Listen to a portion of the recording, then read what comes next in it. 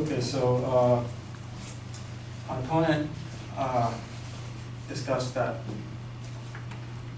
on Trump's strategy regarding the war, she said that he has a strategy. I actually claimed that his strategy was nothing different from the last two presidents. She claimed that the strategy was to increase the number of troops in Afghanistan, and Obama did the same thing in 2011.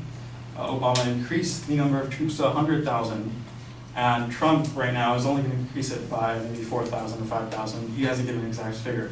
Currently, the number of troops in Afghanistan is 8,800, as I mentioned in my first affirmative speech. So that's one disparity there. She also talks about how there are the civilian casualties are caused mainly by the Taliban. And she quotes the UN on this, which is kind of problematic, because I also quote the UN that says, in my first speech, I quoted the UN saying that the UNMA, which is the United States Assistance Mission in Afghanistan, documented 1,180 civilian casualties attributable to pro-government forces. So that means the coalition and the US have caused these deaths. Well, not all of them, but actually, yes, all of them, 1,180 civilian casualties attributable to pro-government forces.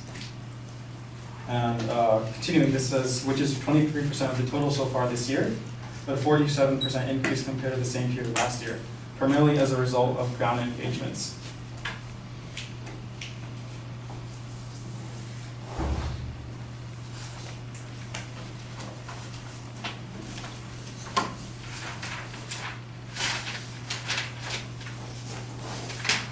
Regarding Trump's strategy once more, an article by Fred Kaplan of The Slate, a news outlet, claims the following regarding Trump's speech. Quote, strategy is the application of force to achieve political aims. The first three tenets of Trump's definition, quote, attacking, obliterating, crushing, quote, end quote, amount to pounding an area with firepower. The next two, halting the Taliban and stopping terrorist attacks, are political aims. But nowhere in the speech did Trump lay out how the pounding might lead to the winning of the war and settling of peace. Another article by Steve Chapman of the Chicago Tribune, Chapman states that Trump is merely following in his predecessor's footsteps to encourage stalemate in the war. As aforementioned, actually I did not mention this, the war is the longest in U.S. history, if you guys didn't know. It started in 2001, and when the war started, the original mission was to remove the Taliban regime and destroy Al-Qaeda, which is done, and ever since the war has been forgotten. So the war has been going on for the last 16 years, and Bush started the stalemate by not focusing on the Afghan war and leaving. As they said, they moved on to the Iraq war. And ever since then, the Afghan war has been begun.